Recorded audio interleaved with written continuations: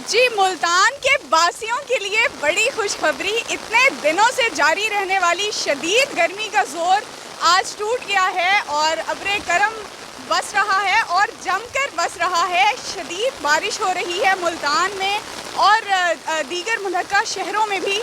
आज ज़्यादा से ज़्यादा दर्जा हरारत 39 डिग्री सेंटीग्रेड और कम से कम दर्जा हरारत 31 डिग्री सेंटीग्रेड तक रिकॉर्ड किए जाने का इम्कान है। आज 19 जुलाई से लेकर 21 जुलाई तक बारिशों का इम्कान है और महकमा मौसमियात की जानिब से बारिशों की पेशगोई की गई है। और आप देख सकते हैं कि इतनी शदीद बारिश है और शहरी बहुत इंजॉय कर रहे हैं। शहरियों का यही कहना है कि इतने दिनों से जो हम गर्मी की शिद्दत में तप रहे थे, आज हमें खुलकर इंजॉय करने का मौका मिला है।